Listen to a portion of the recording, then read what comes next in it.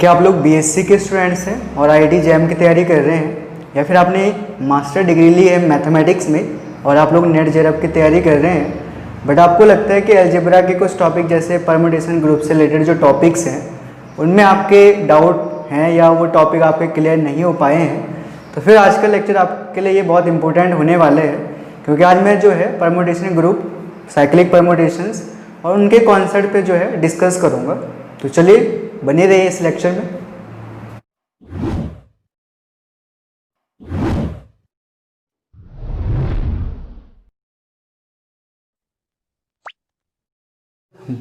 Hello everyone, तो हम लोग स्टार्ट करते हैं आज जो है ग्रुप ऑफ परम्यूटेशंस, या हम लोग जिसे कहते हैं ग्रुप ऑफ सिमेट्रीज। तो अगर आप मेरे पिछले लेक्चर देखेंगे जो मैंने डिहेड्रल ग्रुप या सिमेट्रिक ग्रुप पे बनाए थे, तो आप ये मत सोचना कि जो सिमेट्रिक ग्रुप है वो ग्रुप ऑफ सिमेट्रीज है, ऐसा नहीं है। ग्रुप ऑफ सिमेट्रीज अलग है और सिमेट्रिक ग्रुप या जिसे हम लोग डिहेड्रल ग्रुप कहते हैं वो अलग है, तो कंफ्यूज मत होइएगा आप लोग। तो आज हम लोग डिस्कस करते हैं कि परम्यूटेशन ग्रुप होता क्या है।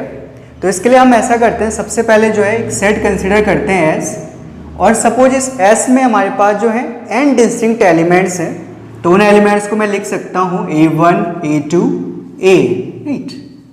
ये n एलिमेंट्स हैं और आपने देखा होगा कहीं बुक में जो है इनको सिंबल्स भी हम लोग लिखते हैं।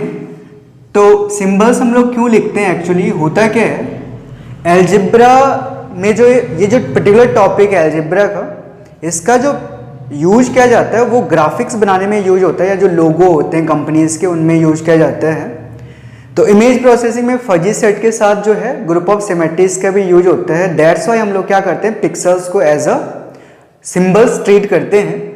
तो इन एलिमेंट्स को हम लोग सिंबल्स भी इस पर्टिकुलर टॉपिक में कहते हैं कई बार। अब मैं क्या करता हूँ, इस एस में एक बाइजेक्शन डिफाइन करता हूँ। लेट्स से एफ हमारी एक बाइजेक्शन है एस से लेकर एस में, और ये बाइजेक्शन मैपिंग है, एक्चुअली मैपिंग, या जिसे हम लोग कहते हैं करेस्पॉन्डेंस, राइट। अब काफ़ी स्टूडेंट ये सोच रहे होंगे कि सर करेस्पॉन्डेंस मैपिंग कह दिया, क्या फंक्शन भी हो सकता है?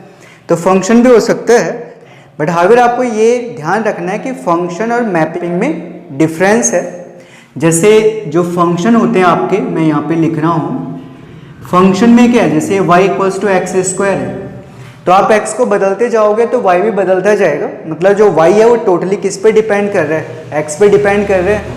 लेकिन करेस्पॉन्डेंस और मैपिंग में क्या होता है, यहाँ हम लोग यूजर डिफाइन होता है, हम लोग खुद से जो है एलिमेंट्स को एक दूसरे के साथ रिलेट करते हैं। जैसे आप लोग थोड़ा सा ऐसा समझ लो, मैं ऐसे ही जो है जवानी, तो मैं ऐसे जो है एक जवानी वाला एग्जांपल देता हूँ आपको।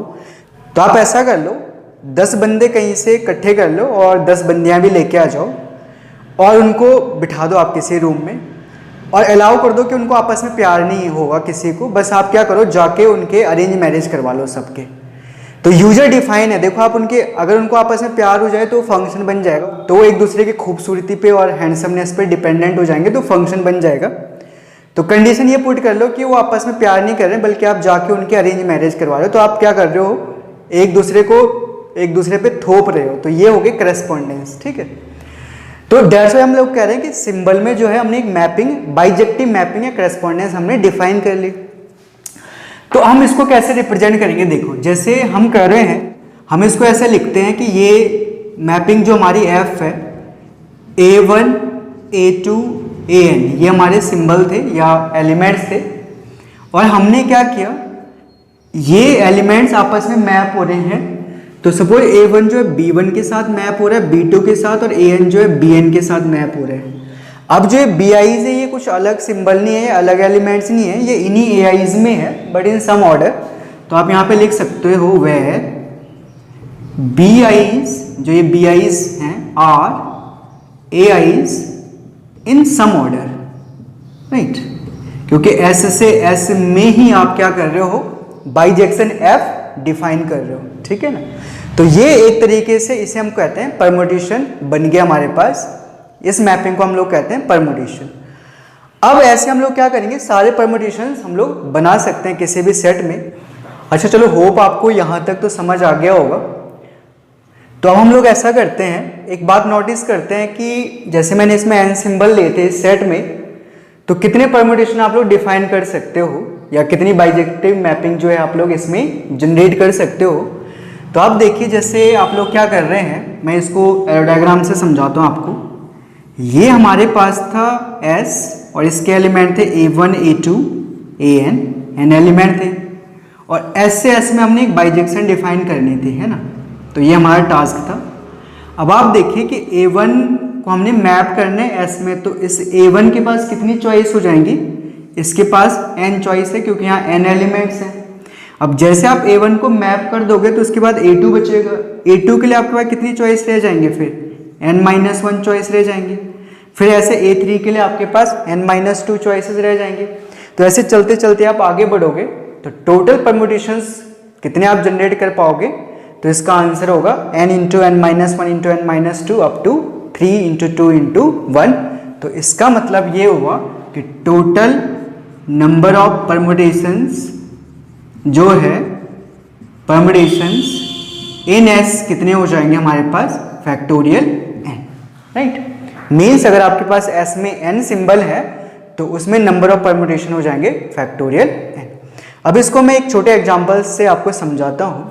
जैसे आप ऐसा कीजिए, एक सेट ले लीजिए जिसमें 3 सिंबल हैं। तो मैं ऐसा करता हूँ, ये S मैंने लिया है जिसमें 3 सिंबल हैं, सर्कल, ट्रायंगल एंड स्क्वायर।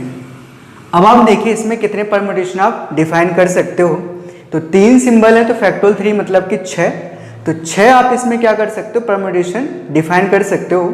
तो चलिए बनाते हैं वो परम्यूटेशन एक्चुअली होंगे क्या।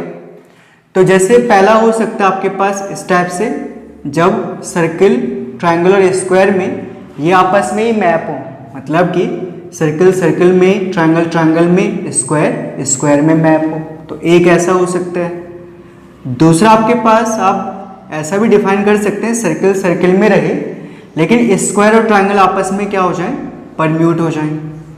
तीसरा आप लोग ऐसा भी डिफाइन कर सकते हैं कि ट्रायंगल तो ट्रायंगल में मैप हो, सर्कल और स्क्वायर आपस में क्या हो जाए, परम्यूट हो जाए, ठीक है।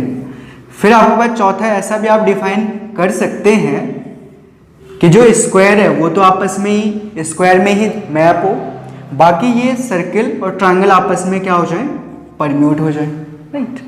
नाउ नेक्स्ट आप लोग ऐसा भी डिफाइन कर सकते हैं, इनका ऑर्डर ही बदल जाए। मीन्स जो हमारे पास स्क्वायर है वो सबसे पहले आ जाए, फिर ट्रायंगल और फिर सर्कल।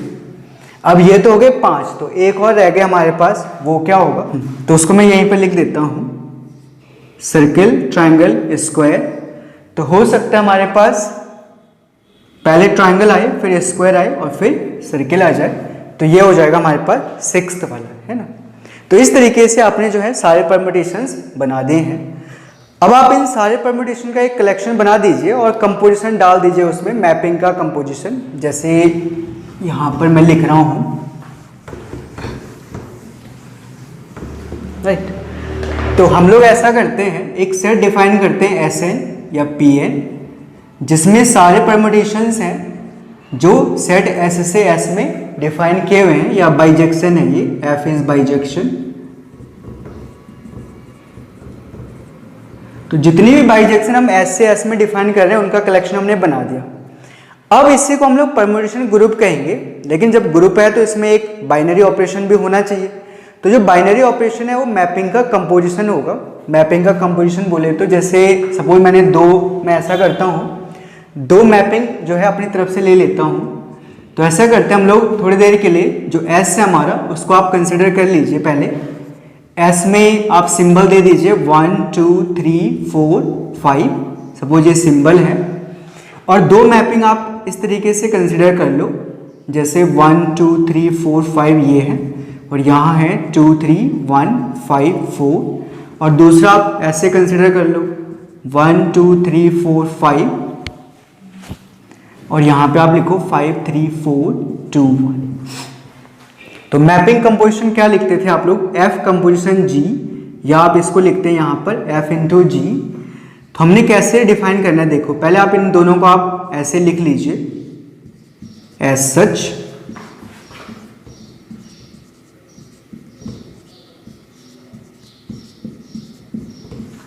तो जो इनका कंपोजिशन आएगा वो किस टाइप से आएगा, पहली रो में तो आप सारे सिंबल एज सच लिख दीजिए। देखो अब हमने क्या करना है, right to left rule follow करना है, क्योंकि अगर आप एफ कंपोजिशन जी को आप जानते होंगे, जो आपने 12th में पढ़ा होगा, तो पहले जी जो है मैप होता है और उसके बाद जो है एफ की बारी आती है। तो वही रूल यहाँ पे भी होगा, पहले हम लोग जी में देखेंगे कौन एलिमेंट कहाँ मैप हो रहा है, फिर हम उसको एफ के अकॉर्डिंग मैप करेंगे फाइनली। लेकिन अगर आप देसी राइटर पढ़ते होंगे जो इंडियन ऑथर की बुक है, तो उनमें आपने देखा होगा कई बार लेफ्ट टू राइट रूल भी फॉलो किया हुआ है, तो कन्फ्यूज मत होइएगा, कुछ यूनिवर्सिटीज और कॉलेजेस में वो भी पढ़ाए जाते हैं, बट अमूमन जो है आपको राइट टू लेफ्ट रूल ही फॉलो करना है। तो जैसे आपने देखना, देखो ये 1 कहाँ जा रहा है 5 में, तो 1 मैप टू 5, और यहाँ आपने फिर देखना है 5 गोज टू 4, तो फाइनली 1 कहाँ चले जाएगा 4 में। यहाँ आप देखोगे 2 कहाँ जा रहा है 3 में, तो यहाँ 3 कहाँ जा रहा है 1 में, right. 3 goes to 4, 4 goes to 5, 4 goes to 2, 2 goes to 3, 5 mapping to 1 and 1 mapping to 2। तो इस तरीके से जो हमारा f इंटू जी या f कंपोजिशन जी था, वो ये वाला परमुटेशन हो जाएगा। तो इस कलेक्शन Pn या Sn में अगर हम मैपिंग का कंपोजिशन डाल दें, तो अंडर दिस बाइनरी ये एक ग्रुप बना देते हैं, जिसे हम लोग कहते हैं परमुटेशन ग्रुप या ग्रुप ऑफ सिमेट्रीज। तो होप आपको ग्रुप ऑफ सिमेट्रीज या परमुटेशन ग्रुप समझ आ गया होगा, है ना।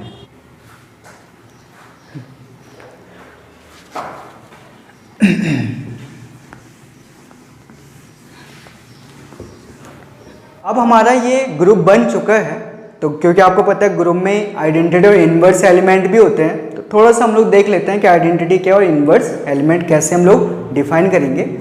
तो आइडेंटिटी परमुटेशन तो सीधे सीधे आइडेंटिटी मैपिंग होगा, जैसे ये 1 2 3 4 5 सिंबल थे, इसी एग्जाम्पल को मैं ले रहा हूँ। तो suppose 1 goes to 1, 2 goes to 2, 3 goes to 3, 4 goes to 4 and 5 goes to 5। तो ये बन गई आइडेंटिटी मैपिंग। तो यही जो है आइडेंटिटी परमुटेशन का काम करेगा इस ग्रुप में, ठीक। अब इन्वर्स ऑफ अ परमुटेशन हम लोग कैसे डिफाइन करेंगे, तो जैसे ये एफ एलिमेंट मैंने इसमें लिया था परमुटेशन, तो जैसे मैंने ये, तो इसका इन्वर्स क्या होगा, तो इसका इन्वर्स हम लोग क्या करेंगे, इनके ऑर्डर को रिवर्स कर देंगे। तो जैसे यहाँ पर 2 3 1 5 4 नीचे वाले रो में थे, इसको आप ऊपर लिख दीजिए पहले, और फिर ऊपर वाले रो को नीचे लिख दीजिए।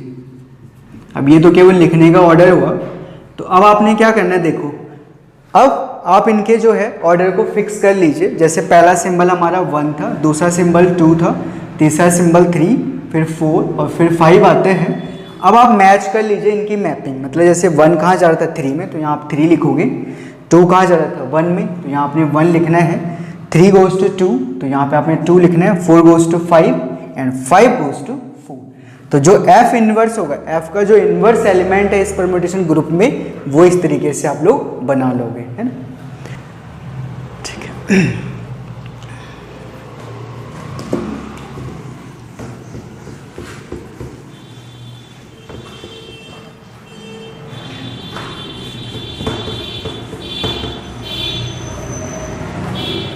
तो चलिए नेक्स्ट हम लोग डिस्कस करेंगे साइक्लिक परमुटेशन।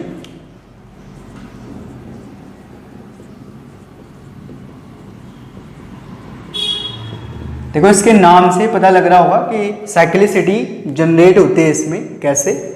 सपोज हमने कहा कि ये सेट है हमारा S, और इसमें मैं जो है 4 एलिमेंट ले लेता हूँ ताकि आपको अच्छे से समझ आ जाए। और जो इसमें परमुटेशन है वो इस टाइप का है कि जैसे A1 A2 A3 है। इसमें ऐसा हो जाएगा अगर कि हर एक एलिमेंट जो है अपने सक्सीडिंग एलिमेंट को मैप कर जाए। मीन्स जैसे इसमें है A1 के बाद A2 है, तो सपोज हम ये कह रहे हैं कि A1 follows A2, means A1 जो है A2 में मैप हो रहा है।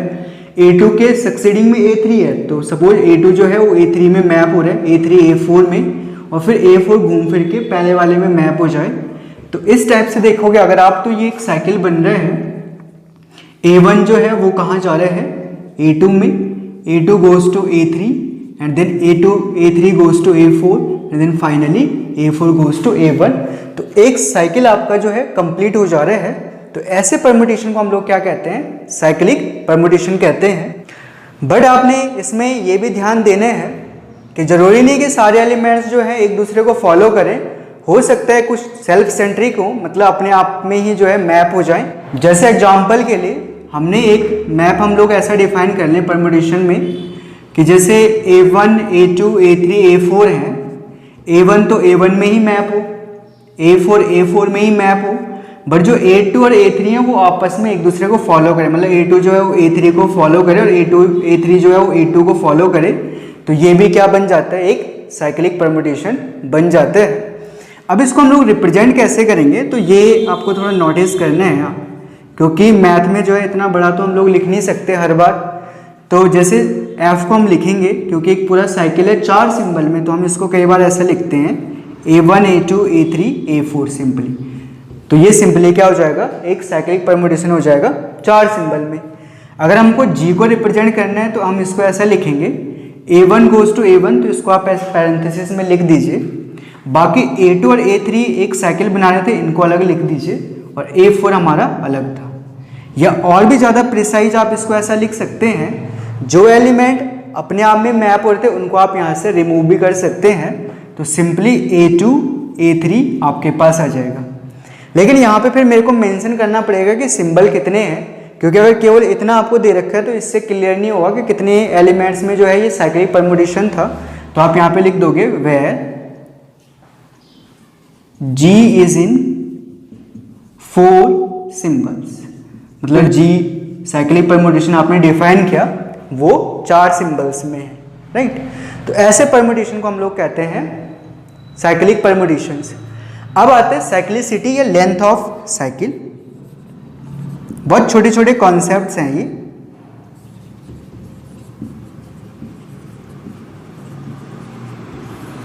तो साइक्लिसिटी और लेंथ ऑफ साइकिल हमारे पास क्या होता है, किसी भी साइकिल में जितने नंबर ऑफ डिस्टिंक्ट एलिमेंट आ जाते हैं वो साइकिल की लेंथ हो जाती है।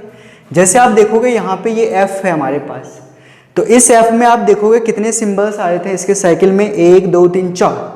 तो F का जो साइक्लिसिटी होगा या F की जो लेंथ ऑफ F होगी वो हो जाएगी 4। और अगर हम बात करें लेंथ ऑफ G की, तो G की जो लेंथ होगी वो कितनी होगी, आप देखिए इसके साइकिल में कितने डिस्टिंक्ट एलिमेंट आ रहे हैं, फाइनली 2 डिस्टिंक्ट एलिमेंट आ रहे हैं, तो इसकी जो होगी वो कितनी हो जाएगी, 2 हो जाएगी, राइट।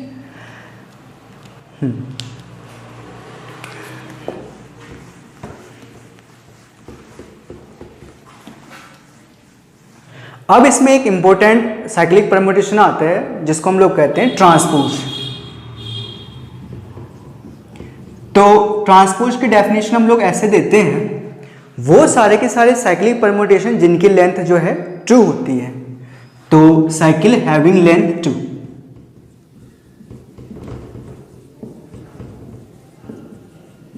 वो क्या हो जाते हैं, उनको हम कहते हैं ट्रांसपोज। अब ये इंपॉर्टेंट क्यों है, देखो एक उनको आप हमेशा डिकम्पोज कर सकते हो as a product of transposition. तो जैसे हमारे पास एक साइक्लिक परम्यूटेशन में ले रहा हूँ F, सपोज ये जो है N सिंबल में A1 A2 up to AN-1 और AN, इसमें N सिंबल है। तो ये है कि जो इसका ट्रांसपोज डिकम्पोज होगा वो हम लोग लिखेंगे ट्रांसपोज डिकम्पोजिशन, और ये हमेशा पॉसिबल है किसी भी साइक्लिक परम्यूटेशन के लिए, राइट। तो इसका जो ट्रांसपोज डिकम्पोजिशन होगा वो हो जाएगा हमारे पास A1 AN, A1 AN-1, A1 AN-2, so on A1 A2, right. तो इस तरीके से जो है हम लोग किसी भी साइक्लिक परम्यूटेशन को as a product of transposition में हमेशा डिकम्पोज कर सकते हैं। तो अब इस ट्रांसपोज डिकम्पोजिशन का फायदा क्या होता है कि जो भी हमने परम्यूटेशन ग्रुप डिफाइन किए हुए हैं हम लोग उनको पार्टीशन कर देंगे। कैसे, तो इसमें 2 बातें हमने नोट करनी। एक आता है इवन परम्यूटेशन। अब इवन परम्यूटेशन कौन से होंगे, ऐसे जो परम्यूटेशंस हैं जिनको हम इवन नंबर ऑफ ट्रांसपोज के प्रोडक्ट में लिख पाएँ तो वो सारे इवन हो जाएंगे। मतलब जैसे हमारे पास, मैं एग्जांपल के लिए ये वाला F लेता हूँ और सपोज ये 5 सिंबल में डिफाइन किया हुआ है A1 A2 A3 A4 और A5।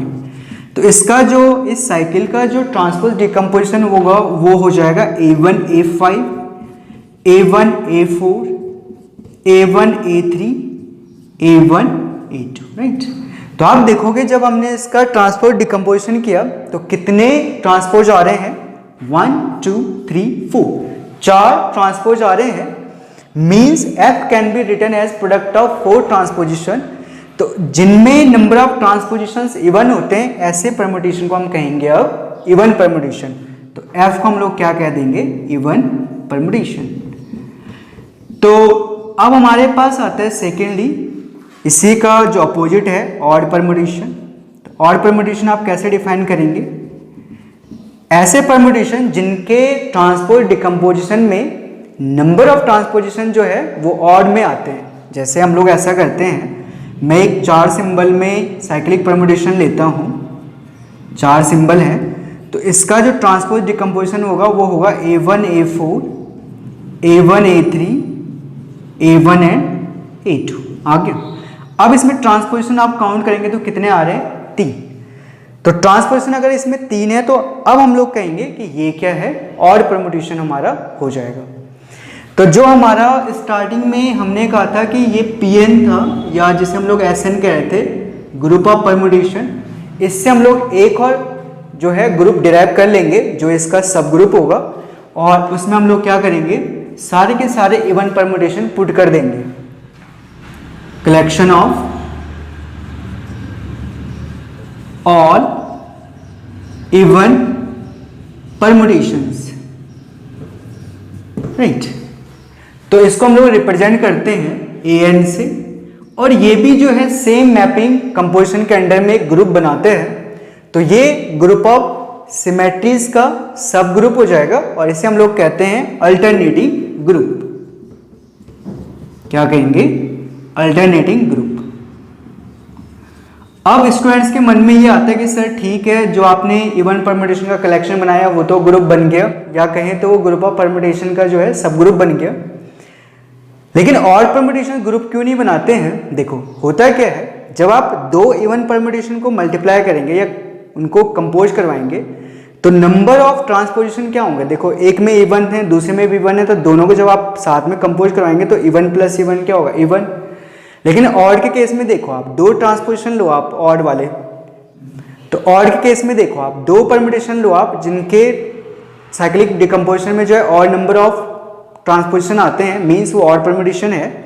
तो सपोज आपने पहला परम्यूटेशन लिया और दूसरा भी आपके पास ऑड है, तो ऑड प्लस ऑड क्या हो जाएगा, इवन। तो क्लोजर प्रॉपर्टी जो है सेटिस्फाई नहीं होगी कलेक्शन ऑफ ऑड परम्यूटेशन में, तो वो ग्रुप नहीं बन पाते हैं। लेकिन ये वाला जो होगा इवन परम्यूटेशन का जो कलेक्शन है ये ग्रुप बन जाता है, इसको हम लोग अल्टरनेटिंग ग्रुप कहते हैं, और ये जो है ग्रुप ऑफ सिमेट्रीज या परम्यूटेशन ग्रुप का सब ग्रुप होगा। अब इसमें एक बात इंपॉर्टेंट ये भी है कि हमने कहा था कि जो Pn था हमारे पास उसमें नंबर ऑफ एलिमेंट्स कितने थे, या कहें तो Pn की जो कार्डिनैलिटी थी वो थी फैक्टोरियल n। तो हमें ये सोचना है कि An की कार्डिनैलिटी क्या होगी। तो ये भी एक छोटी सी थ्योरम है हमारे पास कि किसी भी ग्रुप ऑफ परम्यूटेशन में नंबर ऑफ ऑड परम्यूटेशन और नंबर ऑफ इवन परम्यूटेशन जो है इक्वल होते हैं। इसका मतलब ये हुआ कि अगर फैक्टोरियल n इसकी कार्डिनैलिटी है तो An की कार्डिनैलिटी क्या हो जाएगी, this implies cardinality of An will be, इसका जस्ट हाफ हो जाएगा फैक्टोरियल n/2। तो अल्टरनेटिंग ग्रुप में एलिमेंट्स हो जाएंगे फैक्टोरियल n/2 एलिमेंट्स हमारे उसमें आ जाएंगे। तो होप सो आपको ये वाले टॉपिक क्लियर हो गए होंगे।